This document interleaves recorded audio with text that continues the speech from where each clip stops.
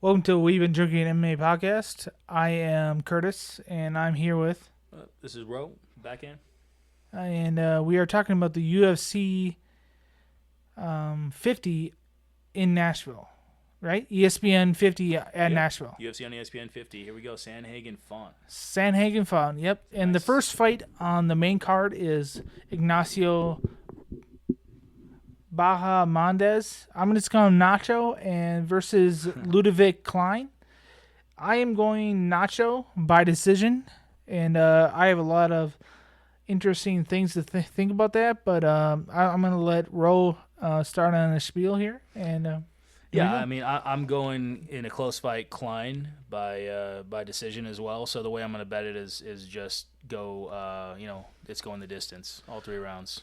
Is the reason because the Klein is your pick is because his grappling and wrestling, or is it because of his striking in general? Yeah, I mean, like, he does throw good combos on the run, which I like, but he is a late starter. First round, he usually is feeling his opponent out, and then he starts ramping it up towards the second and then more in the third. So I'm afraid that he's going to get started too late trying to throw, and the other guy, Nacho, is 8 significant strikes landed per minute.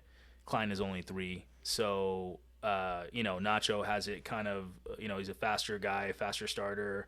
Klein has the takedowns, but like I said, the kicks, the quickness, the strike count for Nacho is a little dangerous to just have me just bet Klein by decision. That's why I'm just saying I'm going to go bet the fights going the distance all 3 rounds. Well, the reason I'm thinking Nacho is because his height and his length. He's 6'3", and I just want to bring this up because it's your guy. Your guy, Ludovic, even though I like him, he has a tremendous power. Mm-hmm. He has takedowns. He is probably more all-around MMA fighter. Yeah. But he's 5'7".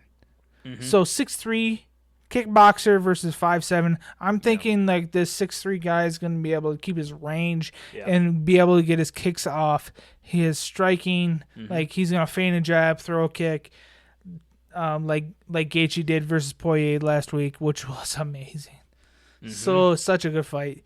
Gaethje's a legend. Did you see that fight, by the way? I did you see the highlights though? I saw the kick and I saw wasn't that an amazing kick? Like he feinted that jab and threw that high kick. I mean, like, we're not gonna like harp about it, but listen, I know some people say like Gaethje, he keeps getting title shots, but like, hey, I think some people deserve what they get. I think he should get a title shot. Some people deserve what they get with a fight like that. Yeah, but like I think that's what's gonna happen. He's gonna feint whatever punch he has because he has a little power. Nacho. He doesn't have crazy power. No, but like. He needs his kicks. He can hit you enough. He can kick you enough to keep him off him and keep him in distance, right? Because that 6'3" is going to matter. It matters, and 3-inch reach advantage matters in a fight. Like in a close fight, these are the types especially of things. With kicks. Yeah, especially with a guy who's really good at spinning back kicks and things like that. Yeah, I have to agree. And the strike count and the reach and the kicks. But Klein is a dog, though. Klein's a dog, and that's why I feel. I don't think he's going to get knocked out. Yeah, that's why I feel like it's going to be closer. And Nacho is a minus 200 favorite, $200 to make 100. So Klein is the dog here, and that's why I go. Nacho has all these physical attributes, the distance control with the kicks, all these attributes and these things that can make it a tough fight for Klein because Klein is 5'7" and he's got 3-inch reach disadvantage, but. There's things that Klein can do. Klein can punch on the run, whereas Nacho doesn't really punch on the run. Nacho likes to kind of like counter a little bit more and go. Klein likes to set up people because of his stature. Yeah, exactly. He knows how to do his thing. Yeah, but I also am afraid because Nacho has a faster starter and Klein's a slower starter. So all these factors make me think that it's going the distance. It's a close fight. I might edge towards Klein a little bit, but Nacho should be the favorite. I mean, so it's a close fight. Nacho could easily win it and probably does win it, but I feel like I think listen, if Klein by decision is like plus 400, I'll put maybe a tiny bet on it, and then just the distance is maybe hopefully plus 110 or something like that, and then hopefully make some money on that. But if it is like the distance bet going all 3 rounds is like minus 150, I'm like maybe that. If it's like minus 200, maybe not, and then type of thing. So if it starts getting too pricey, then maybe just do a small bet on Klein by decision, and then or just let it go.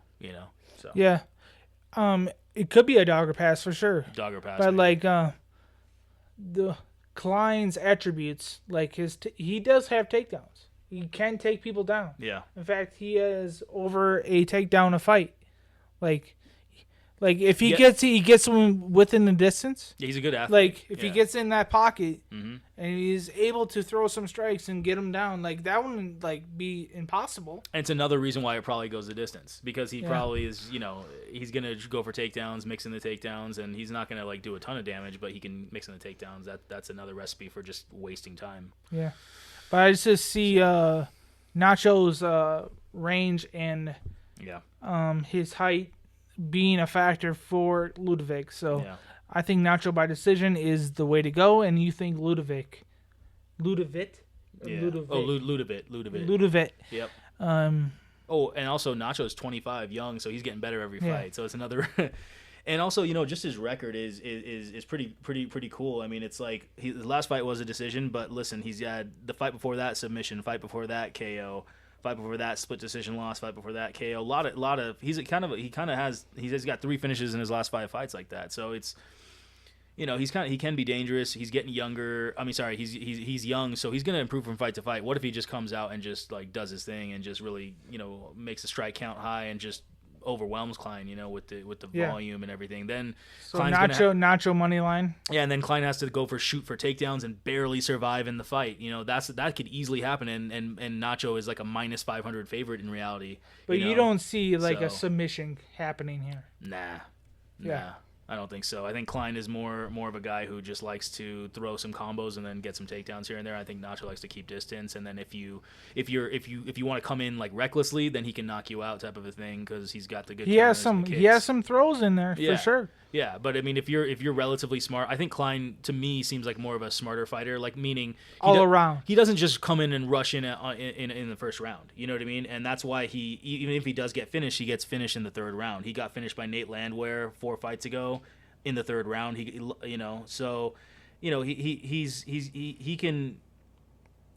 He looks like a guy who is smart. He's going to start slow because he's feeling out his opponent, so he's not going to get finished in the 1st round. 2nd round, he ramps it up a little bit, tests you out. 3rd round, might have to go for a little bit more. But he's a guy who it makes sense that that it's going to, if he wins, it'll be by decision against a guy like this who's rangy. And if he loses because he's got the wrestling, because he's smart, he's not just going to get finished like a moron. So, I feel like distance is it. Yep. Thanks for listening, everybody. Like, subscribe, comment. We like that stuff.